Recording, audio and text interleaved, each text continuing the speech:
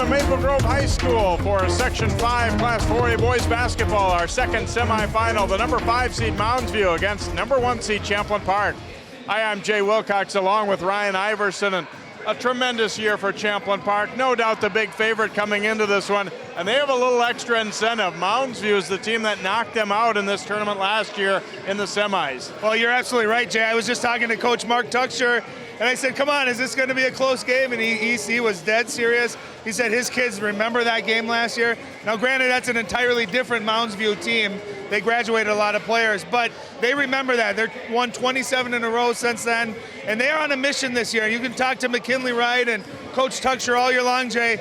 They remember 2 years ago when they were undefeated, lost in the state tournament, or the state championship game. So they're on a mission. They want to win it all, and they know they got to do it game by game, especially when you get to the playoffs. Mounds View is one of those programs that puts things together year after year. 12-15 doesn't look that impressive, but their coach Leeser saying that he feels their team has evolved a lot and are better than what that record looks like. Well, and they played really good competition all year, too. The last 2 games of the regular season, Jay, they lost by a total of 5 points against some good competition. They beat a pretty good Centennial team in the game before this, so they feel like they belong here. And Mounds View is one of those schools that doesn't matter what sport it is, they just compete, and they're tough kids, they're coached really well, and you better believe that they're coming into this game not just to be here, but they want to give Champlin Park a good game tonight. Let's talk about key players to take a look at tonight, starting with the Mustangs. Nick McMillan is a guy that can fill it up. They're going to get some scoring. He's going to be probably the first guy they'll look to. Well, he's an outstanding shooter, not just a good shooter, outstanding. He can create his own shot, too. He's not a shooter that relies just on ball screens and other guys getting him the ball. He can create off the dribble, and he'll shoot it 5, 6, 7 feet behind the three-point line. They got to contain him. You can't give him an ounce. And when you get a shooter who gets that first one to drop, that second one to drop, that's when these kind of games are dangerous, because a good shooter against anyone can come out, they feel that confidence, that groove. They're really hard to guard. So I think early is the key for him, get off to a good start, and Mounds View will get off to a good start. And for Champlin Park, they're a pretty star-studded team, obviously, but a Mr. Basketball finalist, McKinley Wright, he's kind of putting up Russell Westbrook-type numbers, not just scoring, but he's doing a little bit of everything. And Jay, we didn't even mention Russell Westbrook when you and I were talking. That's exactly what I was just thinking. You look at his numbers, 23, 8, 8, and you feel like he could get a triple-double any game he wanted to. What I love most about McKinley Wright, I think he's the most talented player in the state, is he does whatever his team needs him to do to win. You saw that big game against De La Salle when he had 45 or 46. He could do that every night, but some nights it's 15 rebounds, some nights it's 12 assists, some nights it's 10 steals. He can do everything. He's got those long arms, the best rebounding guard in the state. I think he's the best defensive player in the state, and I think he can get whatever shot he wants, whenever he wants. So he's really the engine that goes. And oh, by the way, you have Theo John, who's coming off a 35-point game last week. So pick your poison. They are a very deep team, and they're led by McKinley Wright. We'll see if Mounds View can hang with them or if the Rebels train will keep on rolling into the section final. It's Mounds View and Champlin Park. The winner takes on Osseo in the Section 5 championship Friday night.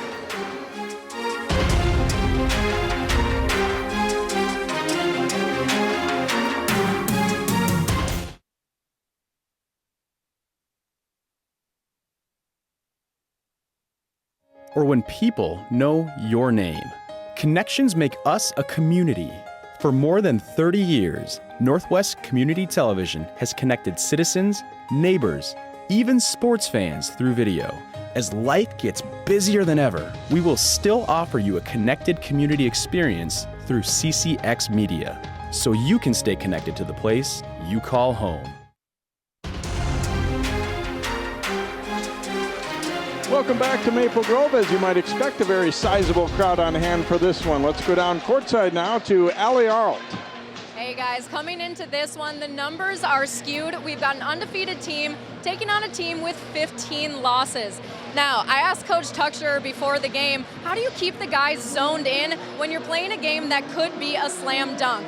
He said, everything cliche comes to mind. You have to focus, and you need to keep that focus on one play at a time.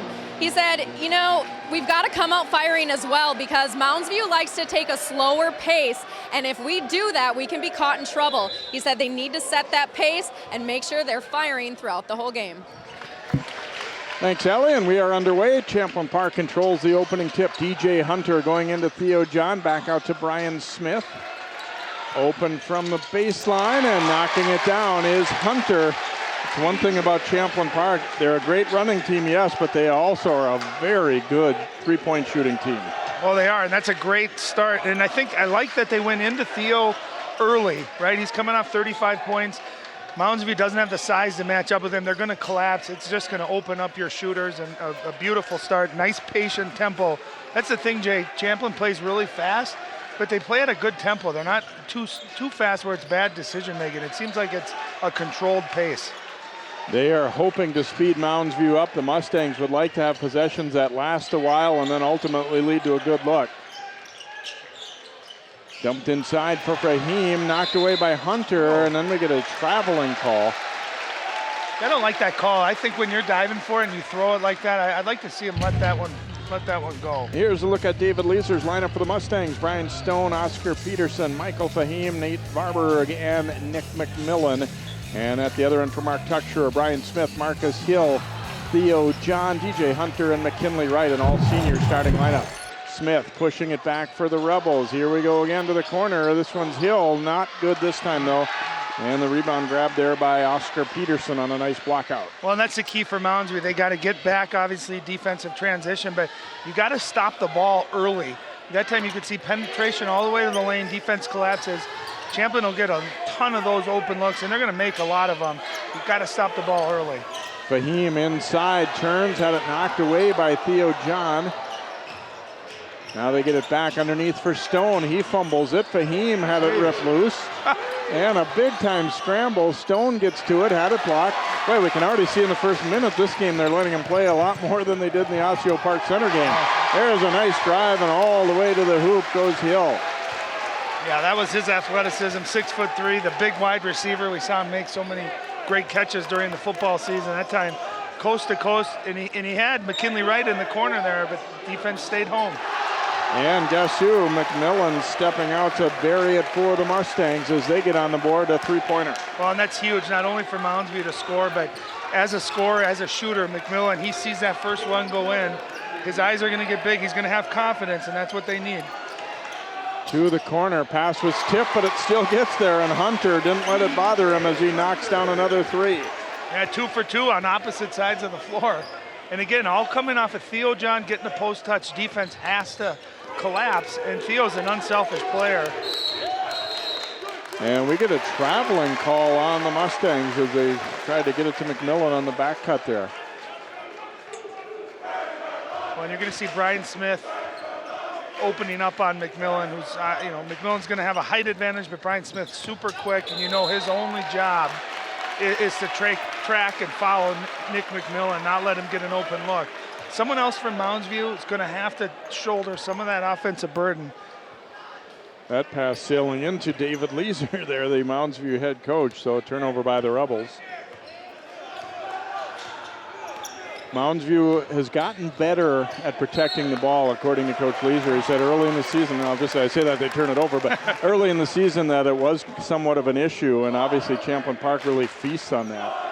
Well, and I think, too, against Champlin Park, you got to score the ball. They average 59 points. There's David Leeser, head coach for Mounds View. They only got 2 players averaging in double figures, McMillan and Brian Stone. So, it's easy to defend 2 scores because you're going to be able to focus on where they are.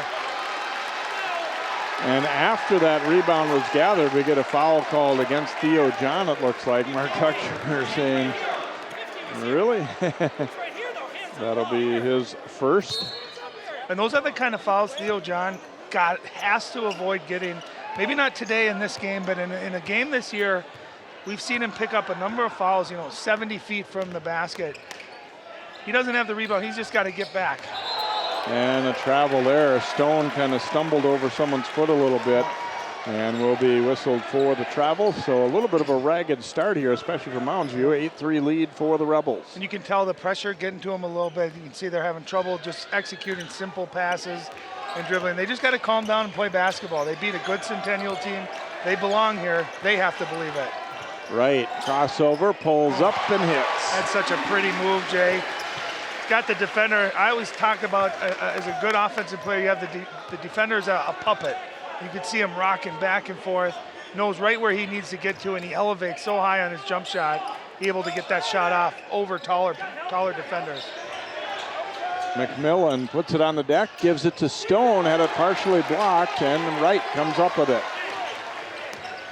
Oh, nice play by McMillan, good drive. That's where I think they want him to be a little bit more selfish, maybe take that shot. In and out for Smith.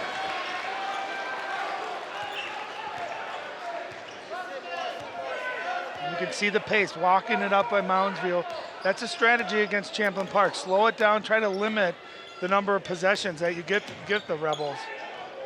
They tried to double McMillan, now kick to the corner. And a foul as they tried to get the steal as Varberg made the pass. Watch this, just back and forth. He's got a bigger defender, a nice in and out move. He gets to that spot, and again, you can see that's a tall defender in Fahim, 6'5". It doesn't matter because McKinley Wright gets so much elevation on his jumper. And I think what separates him from a lot of really good players too is he can shoot threes, he's got the mid-range, and he can attack the basket. All three phases offensively, he's extremely efficient at. Yeah, I think that becoming not just a decent shooter, but a great shooter is sort of like the final piece of the puzzle for him to make him so unstoppable. Yeah, because you got to respect that, so defenses have to come out. Nice drive and finish by McMillan, who shows that he's not just a standstill shooter there. He has all 5 points. Nope, and again, Theo John with that early foul, not contesting that shot like he normally might. Smart play by McMillan going right into Theo John. And the pass deflected away as Brendan Calls is in there defensively and got a hand on that as they tried to feed it into John. And that was just a lazy post feed. Theo had good position, he was open. That ball just hung in the air a little bit too long. Stone will put it up, no good, and there's Smith for the rebound. They look to push it. Ahead to Theo John with the dunk. Well, do you think there's a slight difference in the pace of play between these two teams? What a nice pass, rebound by Brian Smith. He airs it out ahead to Theo John. And God, you don't see that many bigs, even in college, that can catch the ball in transition and not just finish it, but finish it off the wrong foot and just two-hand bam, a beautiful play. I think the backboard has just stopped shaking right now, and I'm not exaggerating. Smith's layup, no good. And last touch by the Rebels. Yeah, just a beautiful pass catch. Look at that, jumps off of his right foot. And that's just a great transition basket. And that's Champlin Park basketball. They take your miss or a turnover and they're gone, and they convert very, very nicely.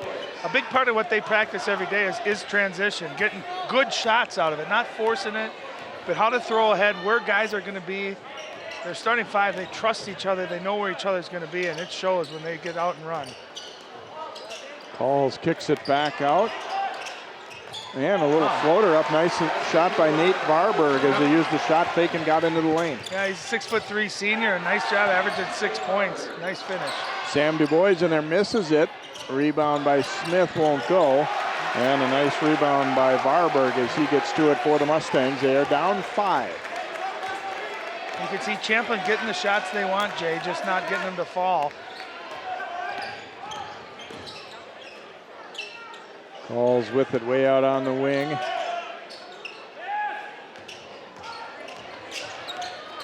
You see the attention that Champlin is given to Nick McMillan. They have utmost respect for him. They saw him last year as a junior.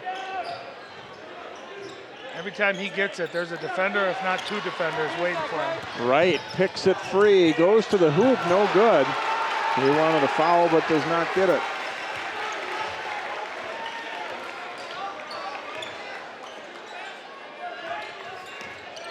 Stone driving it down the middle, hit the bottom of the hoop with that one.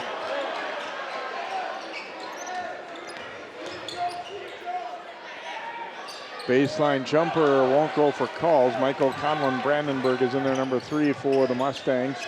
Here's Du Bois for the Rebels, and also Josiah Strong, number 2, is checked in as well. Wright going to the hoop, and he was held.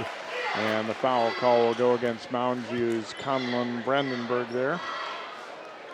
Yeah, the problem with this, it's 12-7. I think you give Moundsview a ton of credit. They're playing their style. They've slowed it down. They've been pretty efficient on offense.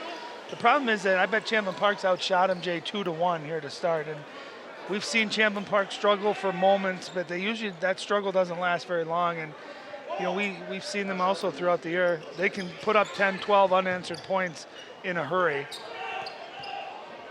Inbounded to right. Josh Albers guarding him, or trying to anyway. Here's Wright's pull-up jumper, so smooth. It is so smooth. You can see no help given. That's where the benefit of having shooters and having Theo John on the floor, you can't help, and he's just such a quick first step, and he's long arms. He can get to that spot, elevate, and it's pretty much unguardable. Albers will take that three, way off target. But Mustangs get it back, and then Albers puts it back as Conlon Brandenburg rushed it, but Albers came in to finish it. Well, nice finish by Albers there, staying with the play. Oh my, just crossing back and forth, finishes with that left hand. He uses his offhand almost as well as he does with his right hand. That's a pretty hard move to guard. Third bucket for McKinley Wright, 7-point Champlin Park lead, and Mounds View requesting a timeout here. And I think throughout the game, Coach Laser probably will strategically use timeouts to try and slow the pace of this one also. How do you defend that? There's nothing you can do. Most times, Jay, even great players, right? You scout them, you say, okay, if we take away his right hand or his left hand, or make him shoot or take away his shot, there's really not a weakness in McKinley Wright's game. You got to play him straight up. He goes both ways. And to your point, yeah, I think you're going to see Mounds View timeouts. The best way to guard Champlin Park is to try to get him out of rhythm. And whether that's slowing the pace down, whether that's calling timeouts, changing defenses, whatever it might be, you try anything, I think, to get them out of rhythm. The problem is 27 times this year, no one's been able to do that, at least for a full game. Mustangs basketball near half court coming out of that timeout. Michael Conlon Brandenburg, the senior, will trigger it in here for the Mustangs. McMillan defended by Du Bois as he brings it into the front court.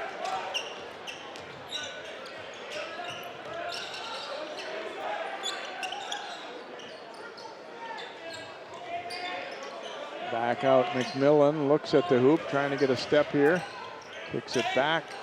Conlon Brandenburg way short on the rim with that one. John the rebound, here's Wright pushing it to the corner and then back out. Du Bois will shoot that three, and it's good. Again, just perfectly executed transition. You skip pass, you give up a good shot for your teammate to have a great shot. And that's what unselfish basketball teams do, and that's why they score 88 points per game. I think if you're Mounds View, you need McMillan to be selfish. You need him to look for his shot. Fahim down the baseline, off the glass too hard, gets it right back though. He'll go again, blocked by John. Outlet to Wright, and well read by McMillan.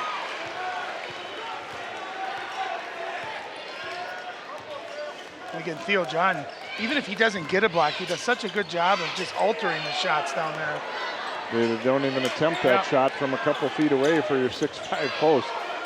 And you think about how many times a game does he do that? So it's not necessarily a block, but he's worth probably 20 points a game on defense alone, just altering shots. Over to Strong from the wing. Too hard with that one, and McMillan grabs it for the Mustangs. 8 minutes to go first half. Champlin Park by 10, although the pace has been probably a little more to Mounds View's liking overall here. Stone whipping it across. Albers will kick it to the corner, and John gets to that one. And they try to go inside to Stone. The ball winds up in the basket, but it hit the basket support, which is out of bounds. And I believe it will stay with Mounds View. Just how they drew it up. Yeah, exactly. Get the shot blocked, and it bounces up off the basket support and right in. You couldn't do that again if you tried 100 times. But again, I think you got to like, if you're a Mounds View fan, how they're playing. I mean, they're sticking to what their principles are. They're getting pretty good shots. Now they just got to get them to knock down. McMillan, nice move. Boy, it looked like he had a layup and he passed it up. think they need him to be a little bit more assertive and a little bit more selfish. They need him to score. If they're going to score in the 70s, maybe even 80s, they need him to have in that high 20s, mid 20s at least. He lost the dribble right there, and a tie-up will go Mounds View's way.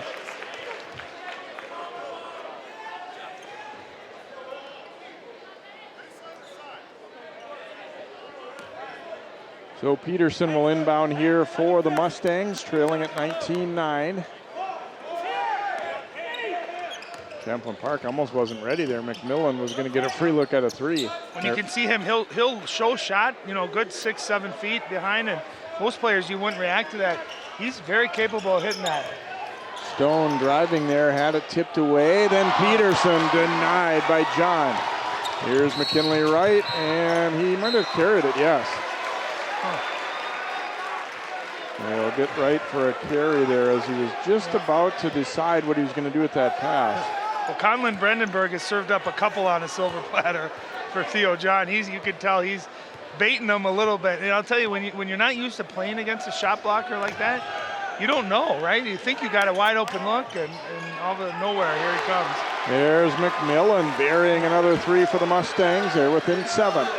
He's that type of shooter where if you have your hands down and he gets a good look, he will hit it, and he is a great, great shooter. Fahim rebounds the miss. The Mustangs don't go for the temptation of trying to push it up court. Even if they have numbers, you can see they're slowing it down, take some time off, and you can tell, I think it's having an impact against, oh, look at the layup. Mounds have given up some of these easy looks. That time, Peterson, if he would have just faced the basket, he would have had an uncontested layup. Yeah, he got Benedetto caught on his back, and he could have just went up with it looked like. And there's a step back three. McMillan showing his skill in this first half. He has 11 of the 15 for Mounds View. Yeah, and you can see why he's capable of putting a big number up. And just like that, Mounds View, the pace, their style, they've been good so far. They're changing their defense, going to a 2-3 zone. We talked about how do you keep Champlin out of rhythm, and this is exactly how.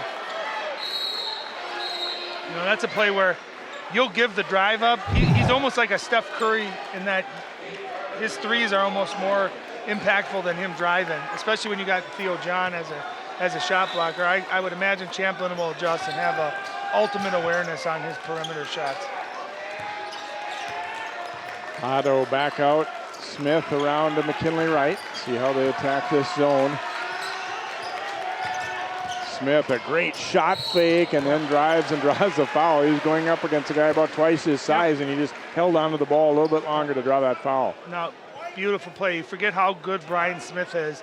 On any other team, he's probably a 20, 25-point scorer. He's that good. He's usually very efficient, shoots a high percentage from three. You can see what a quick move he's got to the basket, too. Free throw no good for Smith. I agree. He's really had a great year for this team and a good career. I mean, obviously, McKinley and Theo are going to get the lion's share of the attention, but Brian Smith's a heck of a ball player. And he's a great kid. I know I got the chance to interview him for one of our broadcasts, and just a fun kid. Says thank you, and just seems like a really good kid, fun kid to be around. 5-point lead as he gets 1 out of 2. Champlin Park not blowing things open just yet, as maybe some people expected, but you get to a section semifinal, you're going to be playing a pretty decent team. It's not going to be just all fun and games. Here comes Wright, and a foul before the shot out on the wing as he was held. It turns out it's probably a pretty good foul because they were going to get an easy 2 out of it. Well, if that would have been the NBA, that would have been an and 1. But I like the a little bit adjustment that Mark Tuchscherer made. He put McKinley Wright on McMillan, you know, against that kind of length and that kind of quickness. And that's what Mounds View doesn't want to have happen. You don't want to try to force stuff and give those kind of turnovers. You got to come away with a good possession, at least get a shot attempt off.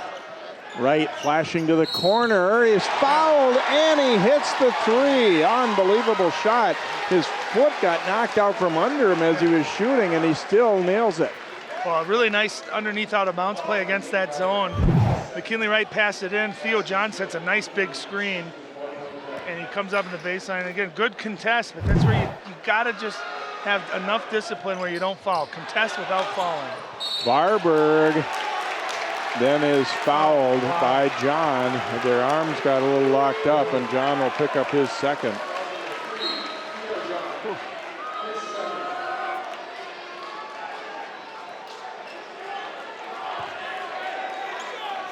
So John will go to the bench with that second foul. You know, and I think, Jay, if Champlin is going to get beat this year, it's going to be a game in which Theo John gets early foul trouble, has to sit out extended minutes. I think if he's able to play the whole game, his impact, not only defensively, but offensively too, and just that presence really affects Champlin Park. Smith the miss, but the putback is good for the Rebels, as laid in there by Irvin Russell.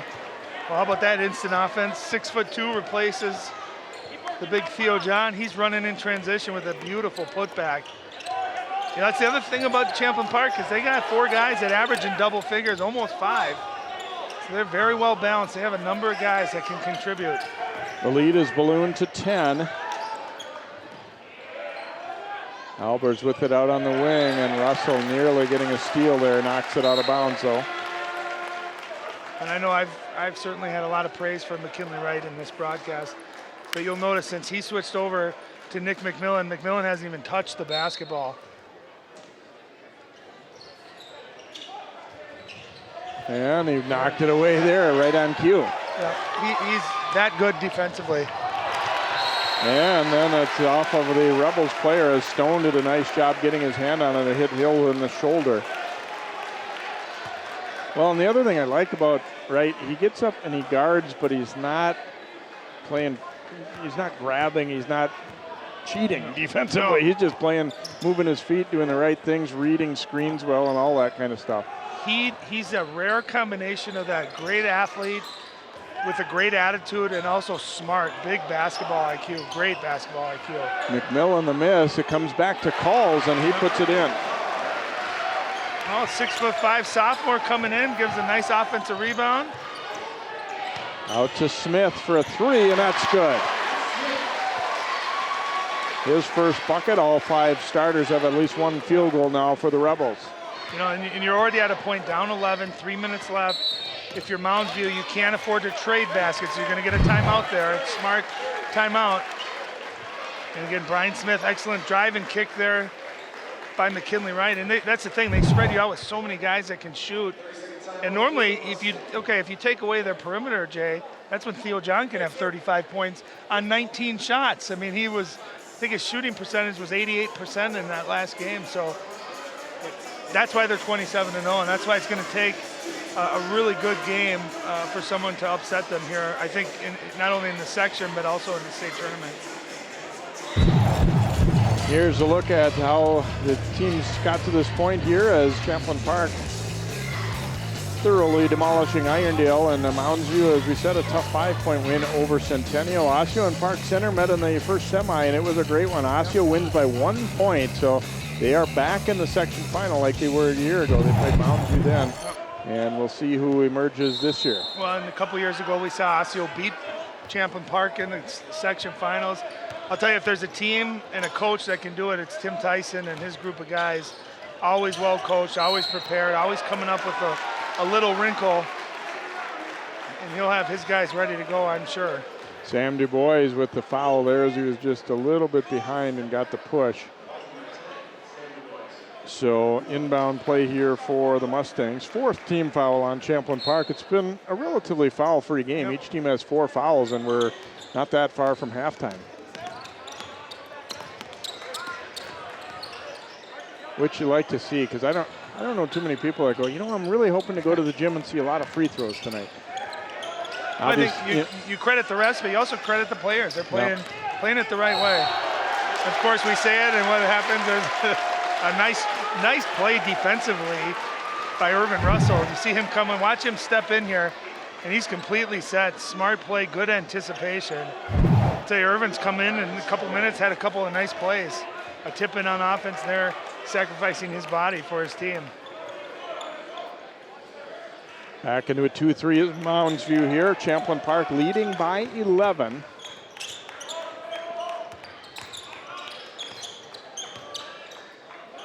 Smith shooting. It's off the back of the rim.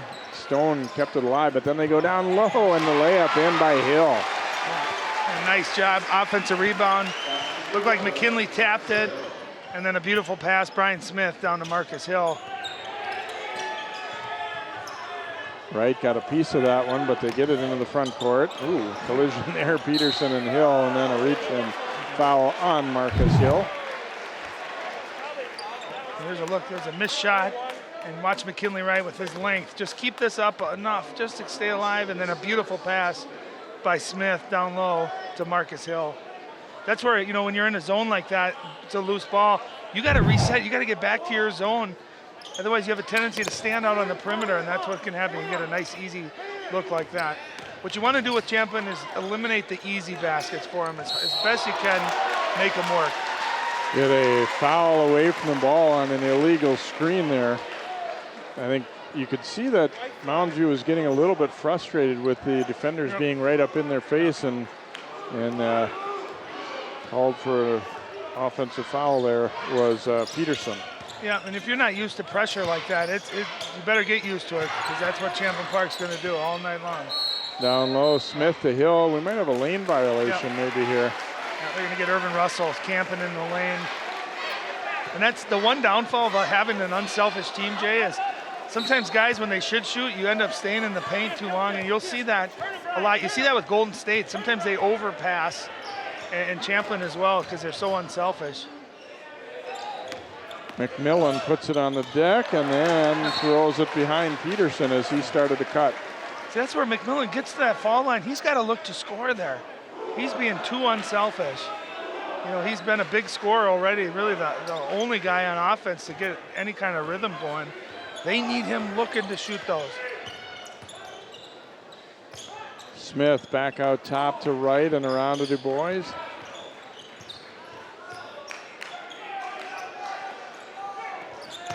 McKinley Wright will shoot it up and spins out. And then Hill trying to control it. It goes out of bounds off of Champlin Park. It will be Mounds View basketball.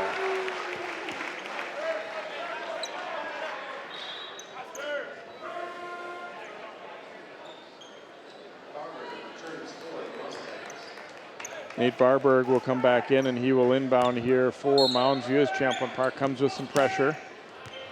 Not too much, though. A little back off into the man-to-man.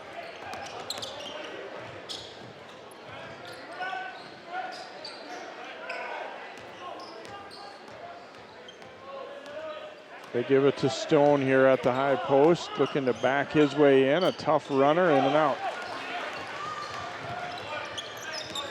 Right, straight down the middle, off the glass a little too hard. I think he thought there might have been a little bit of contact there. I think he was surprised, too, that no one stopped him. And the Mustangs turn it over. Du Bois back to Wright. Down to about a half minute to go in this first half. Champlin Park by 13. Looks like they might hold for one last shot here. And sometimes these games are the hardest. Games you're supposed to win, but it's a kind of a sloppy game, a slow pace. Sometimes it's hard to find that rhythm, hard to get going. Mounds View, it's funny though, because you say like they're doing what they want to do exactly, yet they're still down 13. Yep. Smith will shoot up the three, too long. There's Russell to the glass, had it blocked though from behind. And now Calls trying to get that outlet pass made. The half will come to an end. And Champlin Park's gonna take a 13-point lead into intermission as they lead it 30-17. Although, as we said, Mounds View, doing what they need to hang in at least. Yeah, I think they benefited from some shots that Champlin Park normally is going to knock down, and I think their pace, they held true to it. They didn't push it even when they had numbers, and they took time off the clock. They got Nick McMillan off to a pretty hot start there with 11, and they just need him. They need scoring. We knew that was going to be one of the questions going into the game, was would they be able to score with Champlin Park? And really, as a team that averages 88 points, 30 points at half, I think Mounds View's got to be happy with that. Let's go down courtside to Allie. Thank you, Jay. Coach, I know you can't be happy with just 17 points in the first half. What happened there?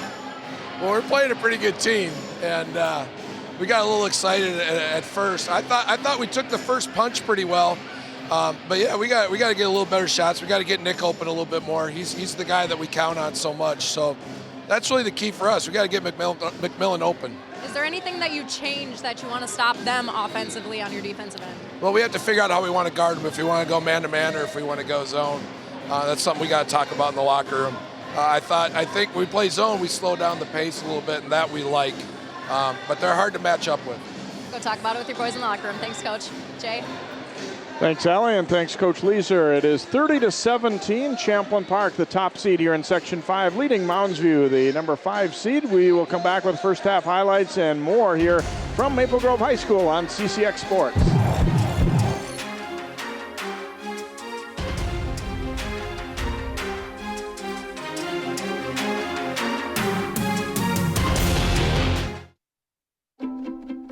The color in my garden keeps the pink in my cheeks. I was very independent and thought I could take care of myself.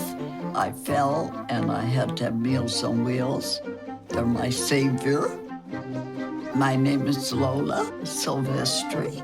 America, let's do lunch. Drop off a hot meal and say hello. Volunteer by donating your lunch break at americaletsdolunch.org. I adopted Bento in 2010 from a shelter. As it turns out, we have very similar personalities. And this cat makes me make art because he's always motivating me to take pictures of him, to draw pictures of him. He just is motivating artistically. It's just that simple. Well, he's my best friend, but a lot of people know him as Keyboard Cat.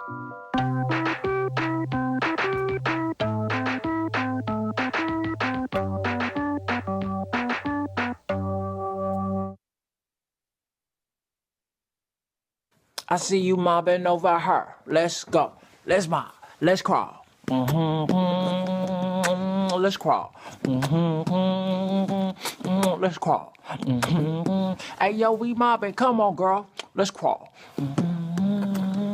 Hey, yo, let's crawl. Hey, yo, let's crawl. Hey, let's crawl. Hey, yo, let's crawl.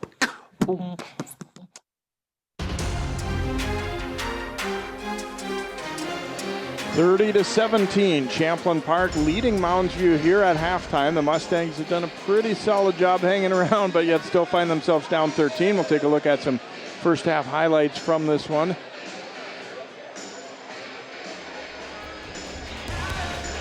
It's a great handshake right there, Jay. DJ Hunter from the corner getting the scoring started for the Rebels right there. Seeing a lot of perimeter shots, and you heard Coach talk about Nick McMillan. They got to get him going. I think it's on him to take more shots and to be more aggressive. There's McKinley Wright on that mid-range game, which is virtually unstoppable. And there is Theo John in transition finishing. And they kick it around. Du Bois coming off the bench and dropping one in right there. Get out on him, says Coach. There's a great block by John. And McMillan, he has been effective when he's taking shots. You can see if you relax just for a second, he's got a quick release. He's so good from three.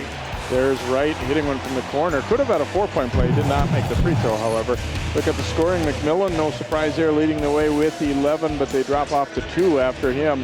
And Wright has 9 points. DJ Hunter, a couple of threes for 6 points for Champlin Park. We will come back. We'll hear from Coach Tucksher and then jump into our second half of play here. The winner gets Osseo in the section final Friday night at Rogers. I rescued Toast from a shelter in 2011. I love Toast because she's a lazy diva. Toast does whatever she wants, obviously. She's sleeping right now. She's an epic snuggler. She's so comforting. She's so loving. Toast makes me laugh. When I walked into the shelter, I knew right then that she was special.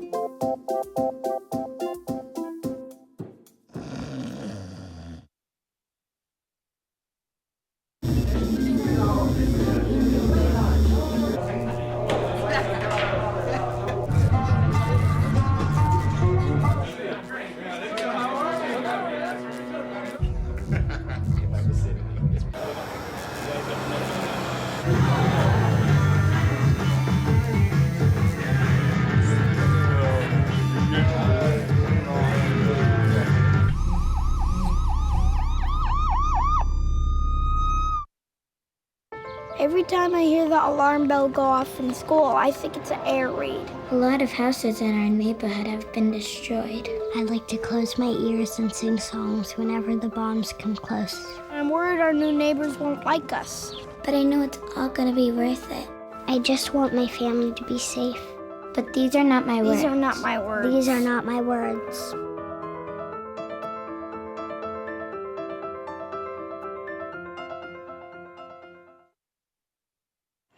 Did you know kids who play outdoors have healthier lungs? Totally. Did you know that boys that play with dolls make better husbands? My son has lots of dolls. But did you know terry cloth diapers breathe better? I did. It's totally true. Oh, yeah. Did you guys know statistically friendly kids have more friends? Yeah. That's obvious. Did you know most people think they're using the right car seat for their kid, but they're not? Parents who really know it all know for sure that their child is in the right seat. Visit safercar.gov/the-right-seat to make sure your child is protected.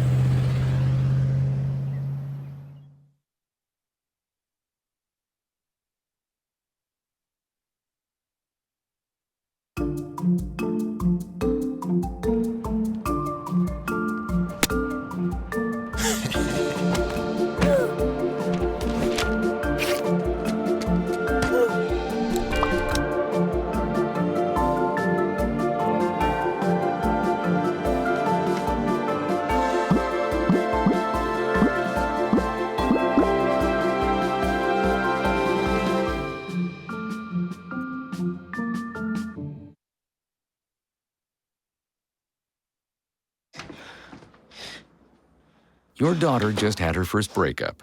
Do you A, put yourself in her shoes? B, console her? Don't worry, sweetie. This is gonna happen a lot. Or C, find her a new boyfriend? Nice, single boys. That was weird. As a parent, there are no perfect answers. But you don't have to be perfect to be a perfect parent. Thousands of teens in foster care will love you just the same. This is the moment I knew. His future had no boundaries. There are some moments only the forest can inspire. Find yours at discovertheforest.org.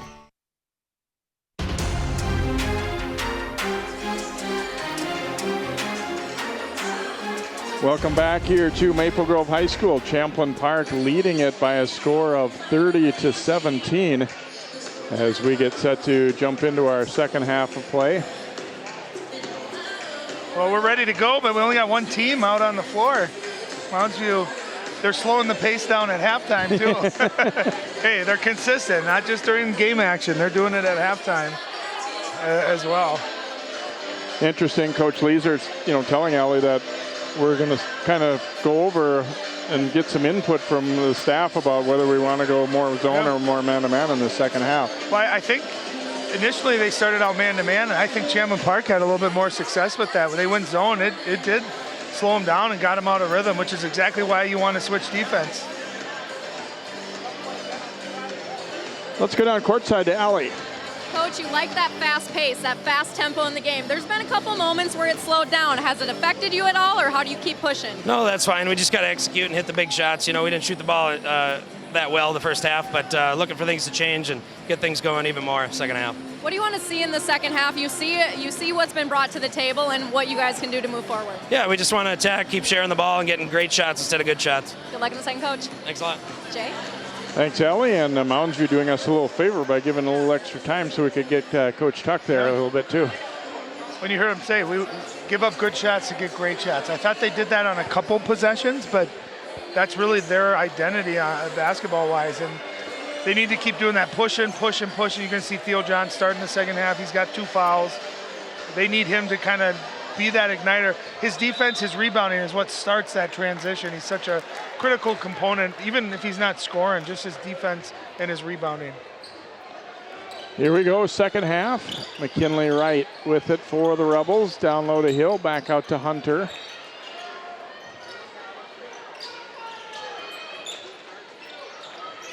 Smith setting things up here as Mounds View is in the 2-3 to begin this half. John down low to Hill, and the layup bounces out. The tip by John wouldn't quite drop either. Nice offense, Theo John, high post. You can see his passing ability there. A little touch pass and just rimmed in and out for Hill. And again, you see McMillan look like he had a path to the basket. He's got to look to score that. There he does.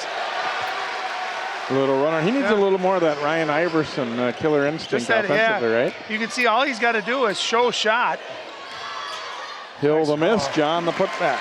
There's nothing you can do. You can see that time when Fahim went to contest the shot, it leaves Theo John wide open for the offensive rebounding. But you can see McMillan just shows that ball. He's such a good shooter. Defense has to react to it. He's able to get to the basket. He's just got to attack, attack, attack. You got nothing to lose at this point.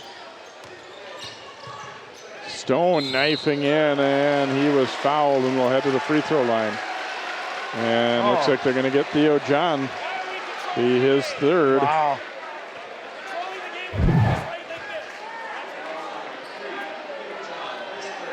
Well, he was kind of there, I guess. I mean, that's where if you're Theo, you either contest or you get out of the way. You know what I mean? You don't even want to give the referee an opportunity to make that call. But hey, I'll tell you what, smart play by Brian Stone.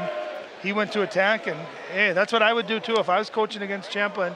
I'd go right at Theo John and try to attack him, and you can see he's coming out of the game with 3 fouls.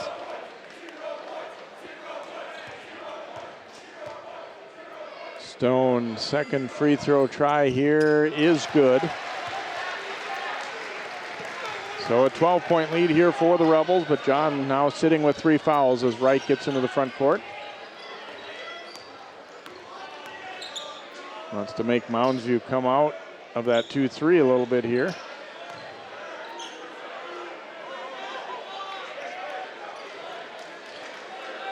Mark Tuchter's saying, all right, you want to do this? You want to slow it down? We're up by 12. We don't have to score another point the rest of the game.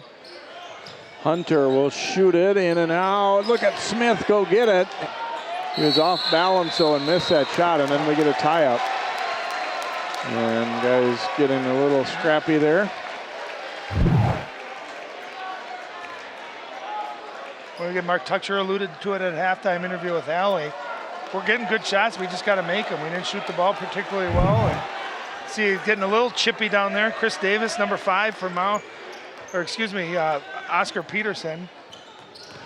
He might be lucky he wasn't, at the very least, given a stern warning. I didn't really notice how late that slap at the ball was until I saw that replay. And Stone will be called for the illegal screen as he pushed right out of the way. You can see things starting to get a little physical out there. Yeah. And that's Mounds. Again, I credit Moundsview. There's an illegal screen. You can't get that shoulder extended. You know, and really, if you're Brian Stone, you're a big, strong kid. You don't need to do that. Just set that tone. But I think being physical, again, taking Champlin out of the rhythm. Smart job by Moundsville. Russell back out to right. Smith passed up the shot, steps in for a 15-footer in and out. Fahim, a nice rebound in traffic. And again, I think Champlin got a great shot there. Nice shot fake by Smith and got to that foul line. That's a shot he makes 8 out of 10 times. And Russell trying to step in, but he's going to be called for the blocking foul.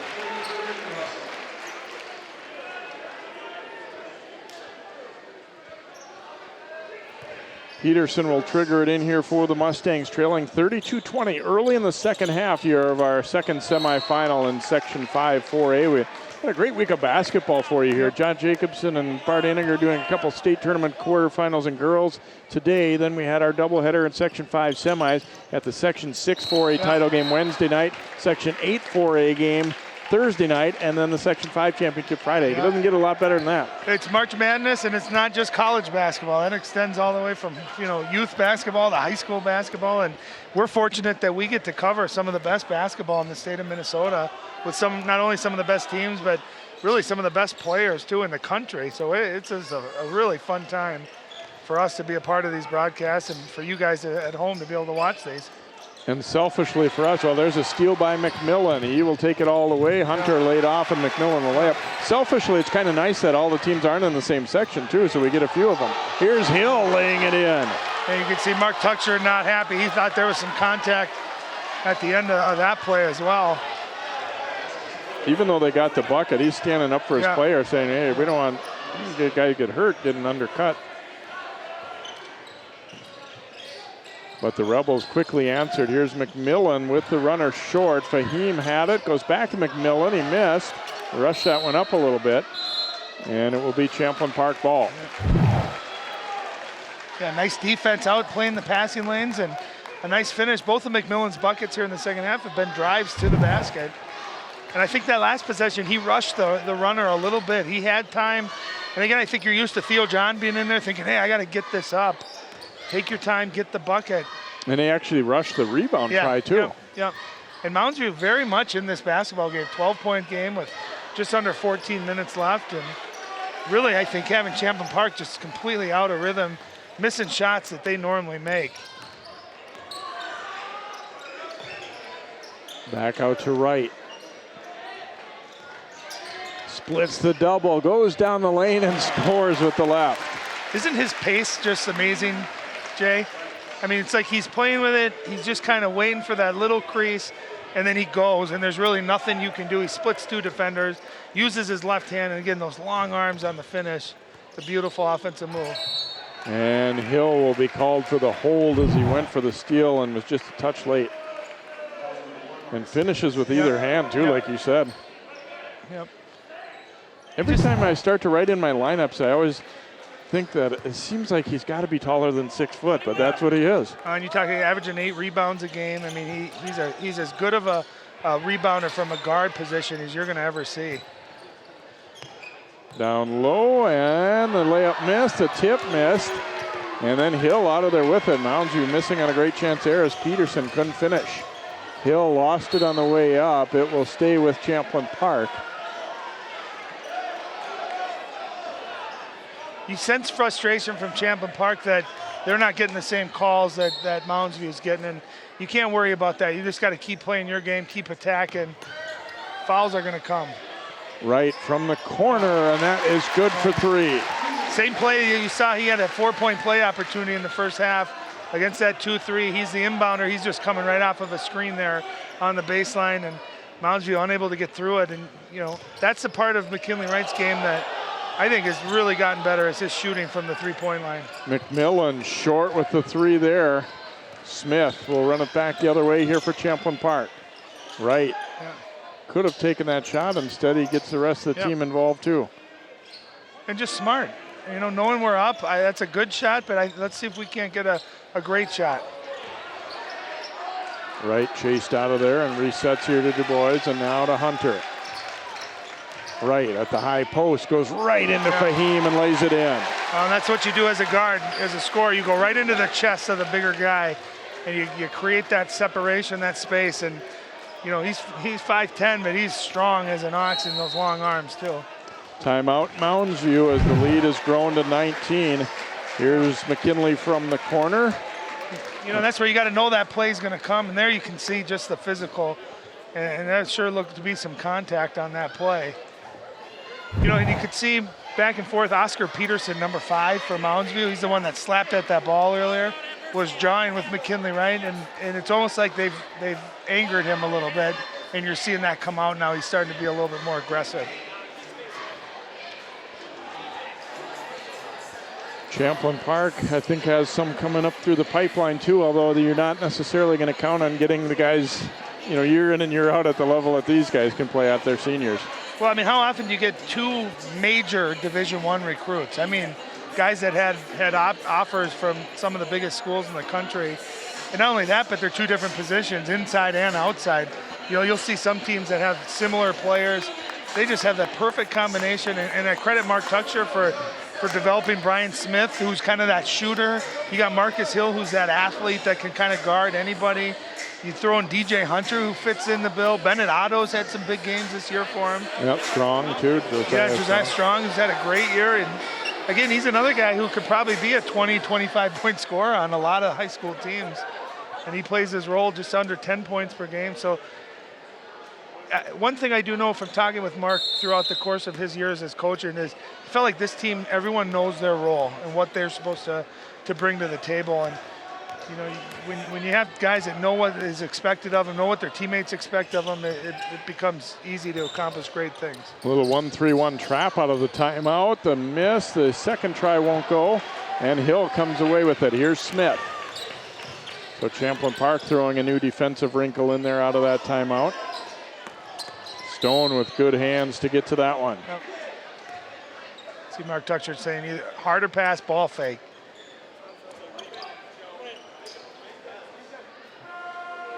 Moundsview going to man-to-man defense here, which I think is what Champlin wanted to get them out of that.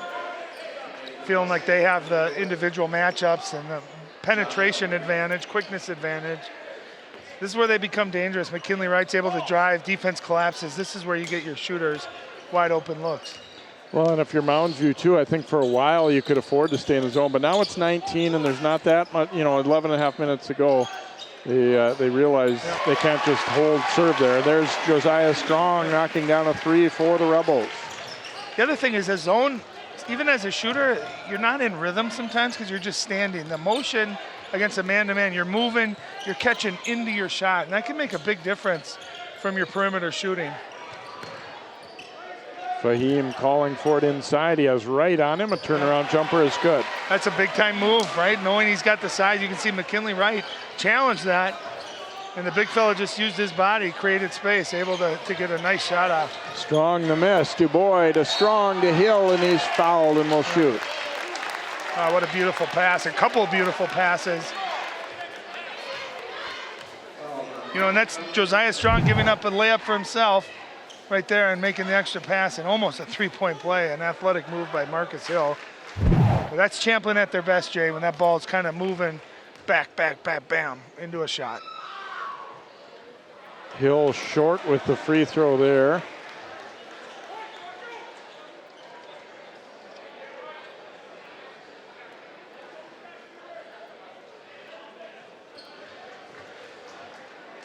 At least at this moment, it's not looking like we're going to have the drama that the first semifinal had, where Osseo was holding off Park Center and battled back. Ended up being a 1-point game. Park Center a chance for a tie late and missed a three, then ended up shooting a two. And congrats to Park Center and James Ware, their head coach. They had a great year, and they got a lot of talent coming back too. They got some young kids that are really talented, and Tim Tyson and the Osseo group. I mean, they just seems like no matter how many players they lose every year, they just reload. They're always there at the end of the year, and nobody ever wants to play them. And that's a credit to him and his staff and their players too. Knocked away by Hill. Oh. Well, he's saying he didn't touch it. In which case it would have been over and back. Wow, Carey gotten away with there by Stone. Conlon Brandenburg back over to Stone. McMillan with it way out high. DuBois chasing him. And a kick by Smith there as he got that right foot out. And you know what I mean, Jay? Like, he got 10 feet away from the basket. And he's 6'2", he's got good height. That's where Moundsview needs him to square up to the basket and take that shot, even if there's a hand in his face.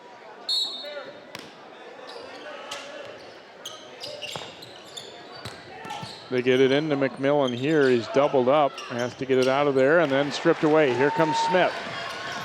Smith with the floater, no good. The tip wouldn't go. And then lost out of bounds by Stone. It will stay with Champlin Park. And I will say this is a 21-point game, and there's been a lot of misses tonight for Champlin Park that they normally don't have. That's the kind of scary thing for opponents is I don't think they've played very well by their standards, and they're still up 21. Same play we've seen 3 times. Try to give it to John. It gets away though, and Albert's up with it here for the Mustangs. And was this pass tipped? It looks like it was not. Just a turnover. You want to pick up that dribble right there if you can avoid it. But that's where you can't just throw it. You got to look. There's teammates that were open. You got to be strong with the ball and pivot. You know, that's where if you get pressure, if you got two guys on you, Jay, it's the old adage of someone's open then. And you just got to be strong with it and find the open guy. Right, will lob it up to John. He had Stones caught on his back. Oh, it's going to be a foul on Theo John for hooking. They switched on that screen, so John had Stone on him, and he was trying to post him up, and he had his arm wrapped around him, I guess is what the official says there. We don't really see it there yet because it had already occurred. They stayed locked up for a long time. John is frustrated, to say the least.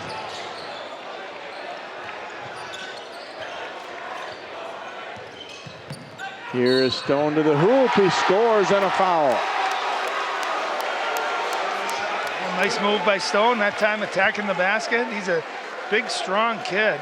6'3", about 210 pounds. Watch him take contact. Has the strength and the length there to get the shot off over Marcus Hill. Not an easy move, but a beautiful one. Third foul on Hill. Stone looking to finish the three-point play, and he'll do it. So he has 4 points all in this second half.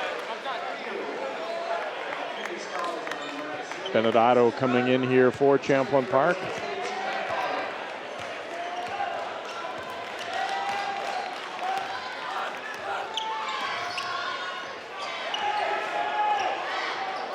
Wright has calls switched on to him. Now Otto will shoot up the three, and it is good. That's McKinley Wright's leadership right there. He could have forced something. He knew he had a mismatch. Instead, he finds Bennett Otto wide open. So give up a good opportunity for a great shot. Exactly what Mark Tuchcher was asking for at halftime. Inside it goes to Stone. Fading away, and he hits. Another nice move by Stone. We saw him driving to his left with the tough shot. That time a jump hook. Going back to his right on the baseline. That's a tough move to guard and an excellent shot. Rebels lead it here by 19. Strong coming out to get it for Champlin Park. Over to Russell. Driving it in, no good, but he was fouled by Calls.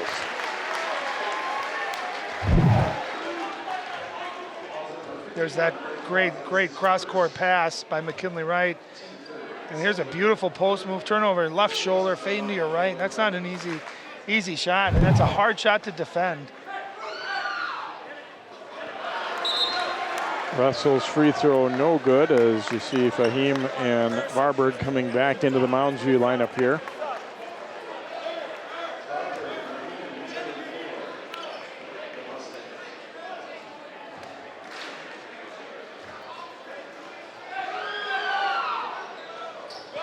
Free throw in and out, and Stone the rebound for Mounds View as they look to head into the lead a little bit further. Stone goes all the way and gets the layup.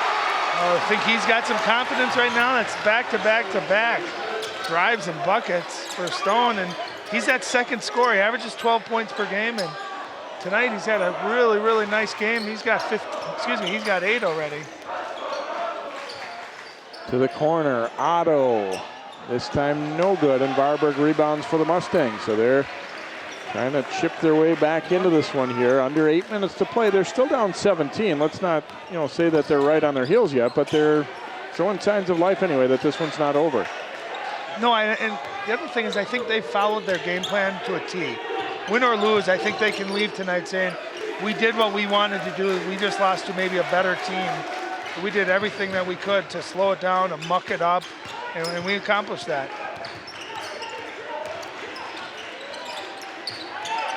Varberg picks up the dribble, and the timeout granted to Mounds View. And that's the thing that, sometimes people, if a team slows it down or whatever, they kind of don't like it. And I'm thinking to myself, nobody owes it to Champlin Park to play at a fast pace. You as a coach owe it to your kids to give them the best chance to win the game. And if you want to go up and down against Champlin Park, unless you're maybe Apple Valley, maybe Hopkins on their good days, maybe Maple Grove on a good day. There's no one, Lakeville North even on their good day. There's no one that's going to win that matchup. So you play to your team's strength and slowing it down. You want to limit Champlin Park's possessions. I think if you ask Coach Leeser, can we match up with them? He'd tell you, no, we can't. But if we limit their possessions, we take them out of their rhythm, hopefully they miss some shots that they normally are going to make, and hopefully we're great on offense, we got a chance. I don't think Mounds View's been great on offense, but they've been good enough in their pace, their defense.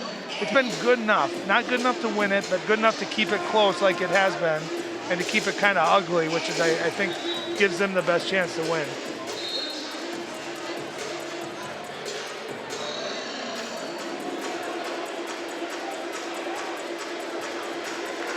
Again, Friday night is the championship game. That one will be back out at a familiar spot at Rogers High School. Osseo and Champlin Park have had some pretty good matchups over the years in section play, and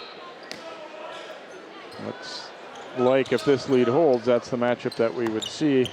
Obviously Friday night, Varberg whipping it back out. McMillan will let it fly for three, no good.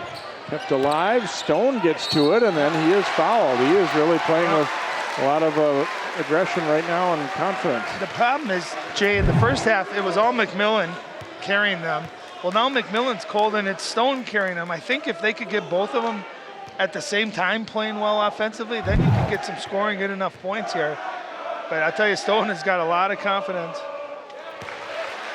Free throw is good.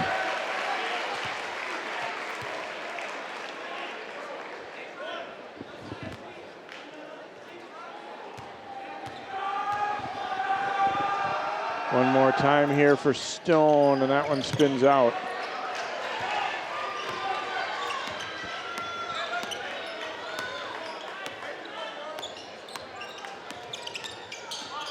Right on the move, little crossover, little floater, that time too hard though.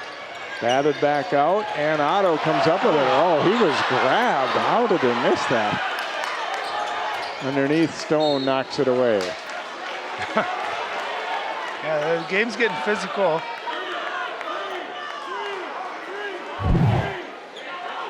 Let's see if we can see right. Yeah, there's a definite, that's got to be a foul. You're 3 feet away and you don't see that. Yeah, he's bleeding now from it.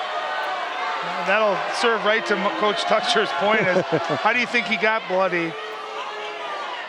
I will say there does seem to be a little bit of bias in this game, that some of the calls maybe have gone against Champlin Park, but when you're a great team, there's bullseyes on your back, not only from opposing fans, opposing teams are going to give you their best effort, but even referees sometimes might say, well, you're supposed to win this, so we're not going to give you, the same kind of calls. And right or wrong, that's a lot of times that's what happens. Wright draws a foul. Looks like they'll get Varberg. Well, it might have been Fahim, but they'll get Varberg first. Well, we want to take the quick opportunity here to thank Travis Johnson, Aaron Hedrick, and Chris Schnettler of our CCX crew. Not just a doubleheader tonight. They worked a quadruple header. The 2 state tournament girls games at Target Center, these 2 games tonight. So hats off to those guys. That's a long day of basketball, and we appreciate it. Well, I'll tell you what. There's a couple of great shots of our crew, our cameramen, our producers, our truck, everyone here that puts these broadcasts together. I'll tell you, I work with other places, other people. We have some of the best talent in all of cable television. So. And they do a fantastic job of giving you great camera views, and sometimes they even make you and I look and sound good too. That's not an easy job to do. Wright makes the first one, second one also good here for McKinley Wright. And a 50-32 lead for Champlin Park. If I didn't know better, it seemed like McKinley Wright has about 8 points. You look up, he's got 18. So he's had a pretty good game, and you can get the feeling he's held back a little bit too. Wright will swing it around. Here is Strong shooting it up, no good. A tip.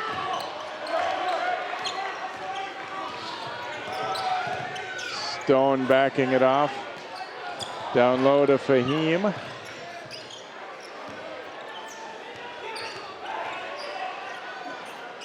Pass inside, tipped away, and here comes Wright. Wright off the glass and good. Wow.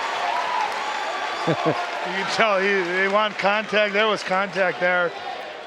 That long Euro stride and those long arms.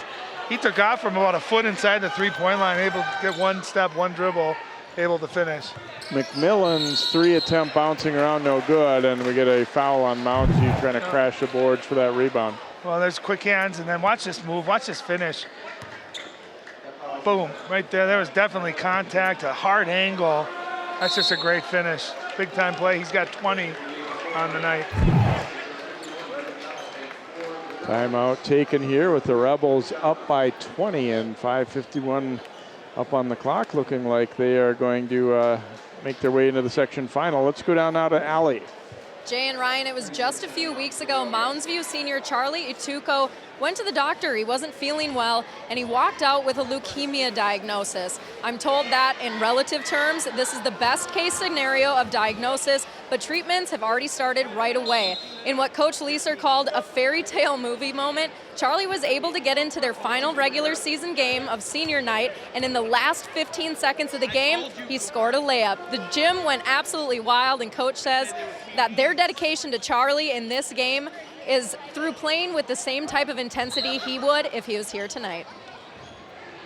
Thanks, Allie, and obviously we wish the best to him. A tough thing at any age, but especially, you know, when you're playing a high school basketball season, you're in your last year of high school, a very difficult thing, and let's wish him the best and all the Mounds View basketball family, as it were, the best. Absolutely, Charlie, our prayers go out to you and to all your teammates and family and friends, and that's what's great about sports too, right? It brings people together. It can take your mind off of some things that are pretty icky and not easy to deal with, and we certainly hope basketball has been that for Charlie and continues to be, and we wish him nothing but the best.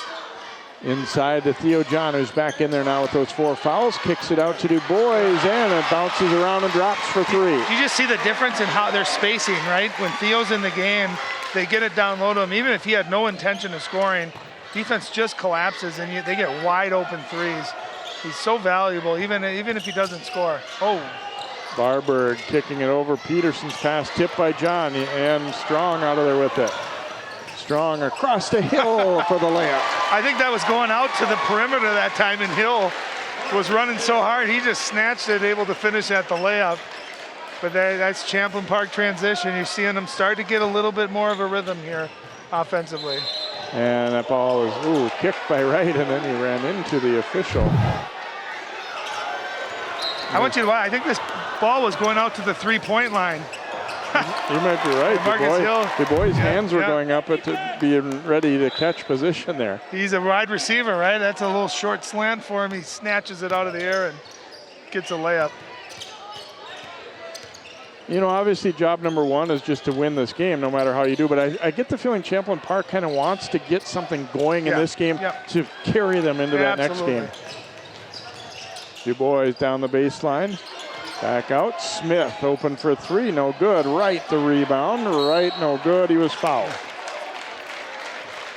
No, you're absolutely right. You want to end on a positive note. Obviously, foremost goal is to win, like you said, but you want to start playing well. You want to see shots fall. You want to get some of that rhythm because you know you're in for a tough battle against Osseo, come section final time. So you want to come off feeling good about yourself. And I think that's why you've seen McKinley right here, even though the game's probably out of hand, pick his level of intensity up here these last few minutes. You saw Coach Tuxer get Theo John back into the game with 4.5, 5 minutes left. Wants to get something positive happening with him as well. Subbing in for Mounds View for the first time, Jake Radabaugh, the freshman, number 45.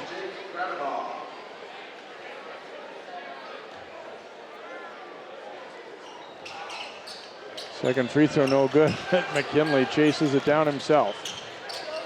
Du Bois back out. Smith.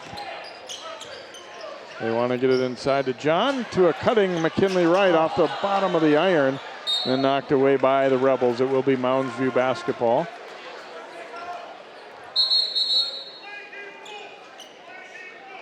And delay a game warning given against Champlin Park there.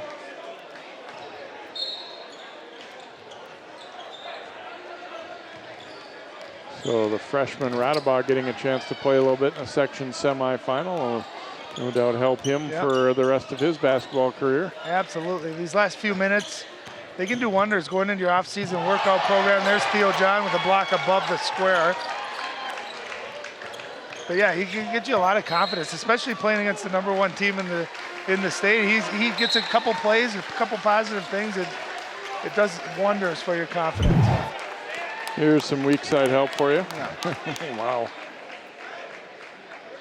You know, against any other team, any other player, that's probably a bucket, right? I mean, that's the value that Theo John is. He allows these guards to get out on the perimeter, get in your face, because if you get beat, you know you got this guy waiting for you at the rim. Hill out to Smith, and he buries the three. That's Rebel basketball. Again, Theo John drawing the defense in, pass to the outside, easy bucket, and that leads to another steal. Smith, the steal and the layup. Thought for a minute he was going to toss that one off the backboard to McKinley Wright. The crowd kind of took a breath too. I think people were hoping for that.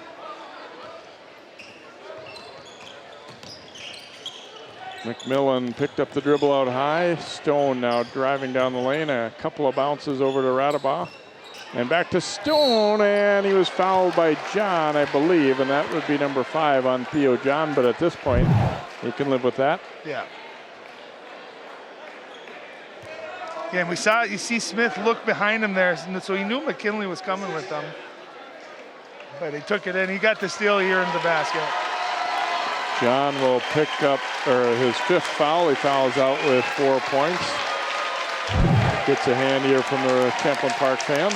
And it's almost like the fans are acknowledging that, hey, you might have gotten the rough end of a couple of these calls tonight. We still appreciate you. We're going to need you. We love you. You know, keep your head up. That's exactly what I'm sure his coaching staff is telling him as well. Stone's free throw is good, and not that it matters what we think anyway, but that last foul was legit. That was a good call. Yep. But that's where, you know, if this was a tight game, Jay, those first 2 fouls, you know, 80 feet away from the basket, that's where he's got to be mentally sharp enough to walk away from that and not pick those up. It reminds me a lot of the Gophers with Reggie Lynch. When it happens often enough, you have to take a little bit of the responsibility for yourself. You can't say every game I'm getting screwed by the officials. But it's one thing to get a foul, you know, you're coming over to help block a shot or great, but when they got the rebound, just get away from them and don't even put yourself in that position. Don't even allow the referee to dictate how much time you're going to play. There is Hill going to the hoop, and he gets fouled as Wright broke down the defense. Nice bounce pass, and Conlon Brandenburg fouled him.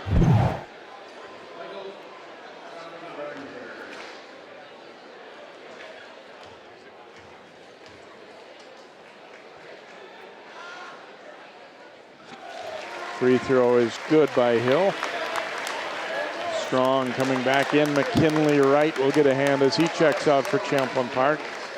Time to get himself set for playing Osseo on Friday night. I don't have the Champlin Park game schedule this year, but in looking over, preparing for the broadcast, Jay, I want to say this is their lowest output of the season, low 60s. Now, granted, there's still 3 minutes left. They could end up, obviously, adding quite a chunk to that, but I think you give Moundsview a ton of credit for their defense and their pace and the way they played here tonight. Here's Radabaugh getting a bucket.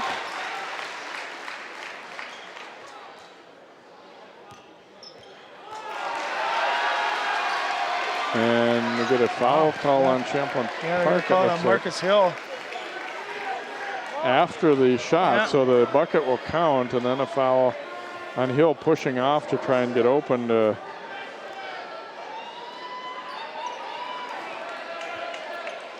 Going to be his 4th foul as well.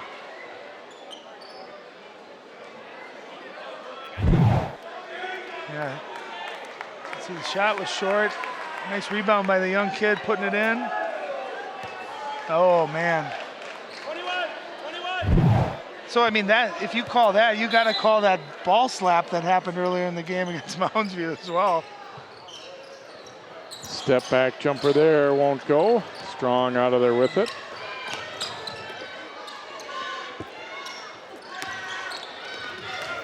Hunter to the corner to Benedetto. No good, and we get a foul underneath. Gonna go against Moundsview, I believe, yeah. Or is it? Yeah, it is. Yeah. Russell he headed right to the free throw line. He knew that he had been pushed, but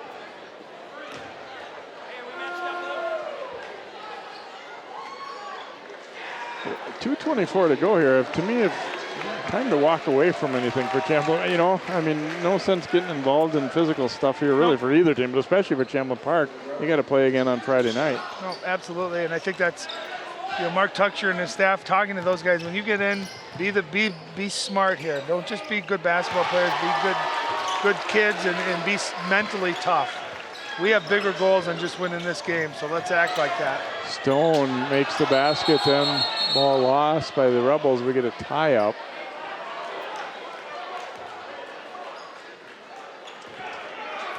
Richard Scott, number 15, is in for Champlin Park. Yeah, the lowest point total on the year for Champlin Park, 63 versus Andover earlier in the year. So they did eclipse their season low, but you know, again, I think you give Moundsville, if you say, hey, we're going to hold them into the mid-60s, I think they'd take that. Otto takes the three, no good. Rebound grabbed up there by Alec Jonason for Champlin Park, who's now in there. Strong backing it out here. Jonason almost wasn't ready for that one. Back to Strong. Floater from the baseline. Wow. That was tough. What a tough shot. He was behind the backboard. Yeah, going to your left on that kind of an angle, like you said, behind the rim there, behind the backboard. Not an easy shot. Degree of difficulty, definitely a 10. And McMillan was fouled. Josiah Strong's dad won't have conflicted feelings Friday night now. He plays for Champlin Park, obviously, but his dad, Paul, is the football coach at Park Center. So would have been a little bit back and forth there on Friday, but instead it'll be Osseo. So if you were to ask his dad, you know, truth serum, what do you want to happen? I'm sure he would want his son to have 50 points, but maybe Park Center to win the game. I don't know. No. Yeah. He's all Rebels when it comes to basketball, as it should be. Yeah.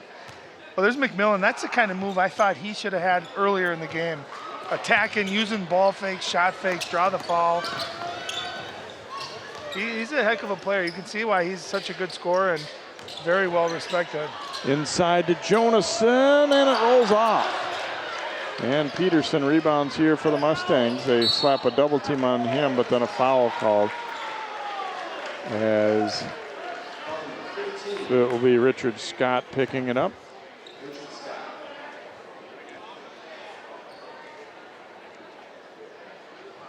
So we'll go to the other end for 1-1.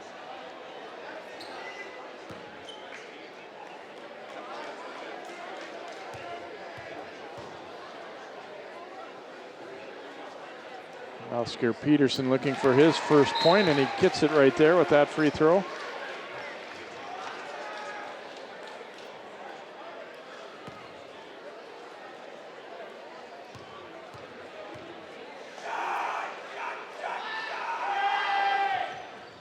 Short with a second, but he got it back briefly. Now Stone on the drive. That won't go. And McMillan will launch one. In and out with that. He's just been off a little bit in the second half from his threes. He had a couple of nice buckets early in the second half, driving to the basket, but as far as from the perimeter, I don't think he's knocked a three down here in the second half. No, he had to hit those three big ones to start the game. He's had a nice game. He's had 16 points. But he's had to earn every one of them. Third foul on Peterson. That will send Josiah Strong to the free throw line here for Champlin Park. In and out. McMillan trying to dish inside there as he looked for Jack McCoy, number 13. Now in for Mounds View as well. Noah Foldenauer, number 30.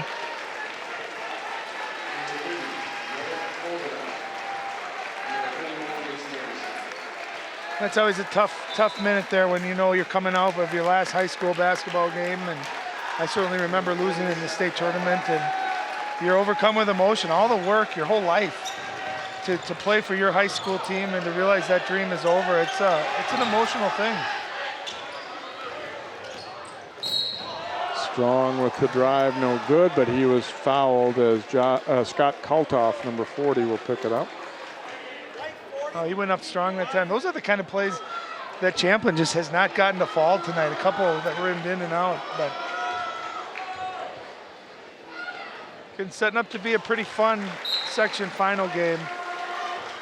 Champlin Park versus Osseo, both coaches very familiar with each other, both teams very familiar with each other. Joe Martinson coming in there, you see from Mounds, you see the matchup. Orioles Rebels, Friday night, Rogers High School. Yeah, it's a great venue, a nice big gym. I'm sure there'll be a tremendous crowd up there. That was where Osseo beat Champlin Park a couple years ago in the section finals there, so I'm sure Mark Tuxer will have his team reminded of that. And you know, I think he's done a really good job this year of let's not look ahead. I don't care if we're undefeated. Let's take it game by game, and it's hard to not lose a game all year. They haven't dodged any competition. They play really good competition in their conference, and to not lose a game, that means they brought their effort and their attention to detail to every single night. That's a testament to those players and to Coach Tuxer and his staff. Yeah, I think it's important that they didn't look ahead. I mean, obviously from day one of practice, they expected to be in the state tournament, but you can't have that in your head while you're playing these, midweek conference games against somebody that's not quite as good as you. No, it's a process, and the process is to get to the state championship, to win it. But to do that, you got to practice hard every day, you got to work hard, and you got to prepare each game, every game, in and out. And they haven't looked by anyone. They didn't do it tonight. Like you said earlier in the broadcast, Jay, pretty impressive that I didn't think they played particularly well tonight, but you look up at the score, and they still won by 29. And that's what's scary to a lot of other teams, is if they do play their A game, they can blow anybody out of the water whenever they want to. Mounds View will end the season tonight with a 12-16 record and a nice first-round playoff win. Even though you end up losing in the semis, I think you still do cherish any playoff win. They got that one over Centennial the other night. Absolutely. You cherish it. They're in the section final. Hey, before you can go to the state tournament, you got to get to the section finals, and you got to win that game. And I guarantee they'll be watching film of Osseo. They're going to be very well prepared. But I think if you ask Mark Tuxer, if they play their best, there's no one they think can beat them. And there's not many teams that can say that, where if we play our best, we're the best team. And they might be the only one in the whole state, not alone this section. So to win when you don't have your A game, to still win by 29, you did what you had to do. You should be very proud of that. But always room to get better and stay hungry. And they better come Friday ready to play, because Osseo and Tim Tyson, they're going to be coming ready to play. They're going to play hard. They're going to play smart. Should be a great game. Well, and for the Rebels guys that were on the team a couple of years ago, they were just about as dominant 2 seasons ago. They were undefeated until the championship game when they lost to Apple Valley, and that's something that definitely still drives them, even a couple of years later to be ready for that type of situation again. They know, you have to try and finish it off as strong as you can as well and get into that tournament and for their hope, try and go from there. And you learn from that. And let's go down courtside now to Allie with a couple of the Rebels. Yeah, guys, listen, another night and another win for Champlin Park. This has been said 28 times in a row. What a feat. We'll start with Marcus Hill over here. Marcus, not the most difficult game of your season, but certainly not easy either. How'd you guys pull out the win? Just staying focused on the goal. Not taking our sights off anybody, just taking everything game by game. Just not overestimating what we're doing here. Just got to take everything game by game, and that's how we get to the goal we want. You guys like to run the floor. You always have high intensity. Mounds View sometimes likes to play a little slower. How are you able to keep that momentum and control through the game? Talking. We just make sure to keep everybody intense into the game. Even our benches, or even our guys on the bench, they keep us enthusiastic on the court, and just make sure that we keep energy flowing. No one can slow us down if we play the way we play. Marcus, what's the limit for this team? Man, that's the sky. That's we're our own limitation. As well as we want to play, that's what we're gonna do. We can pull out any result we want to, as long as we play the way our coaches prepare us every week. Congratulations on a great performance tonight, Marcus. We're gonna turn it over here to McKinley Wright, the scoring machine, pretty much most games, huh? McKinley, defense was a huge part of tonight's game. Talk about that performance on that end. It was huge for us. 33, he got going. He hit like 3 threes in a row, and we called a timeout. We needed to stop him, or else it was going to get ugly for us. And we did a good job on him at the end of the first half and the whole second half. You are one of 2 teams in the state that are undefeated, the only in Class 4A. What is it about this team? We just got so many weapons. When one player's not going, better believe it, there's somebody else that's going to come. Our bench is deep, and we want to win. That's the main thing. So. You guys face Osseo in the championship. You've played them once before this year. You beat them by 17. What are your expectations leading into that? We don't worry about how much we beat them by last time. We know they're going to come out stronger this time. They want their redemption, and we're going to come out strong as we can. I want to ask you the same question, McKinley. What's the limit for this team? We want a state championship. The sky is the limit. We've been talking about state championship since the first day of tryouts, and that's our main goal, and we're heading in the right direction for it. Got to get past Osseo first. Yes, sir. Yes, ma'am. All right, we'll send it back to you guys. Thank you. Thank you, Ellie, and thanks McKinley and Marcus as well. Well, we hope you've enjoyed tonight's game and also the first game, Osseo Park Center. And watch for the section championship game on CCX Sports coming up later on a tape-delay basis later this week. Your final in this one is Champlin Park 69, Mounds View 40. For Ryan Iverson, Allie Arlton, all of our crew, MJ Wilcox, good night from Maple Grove.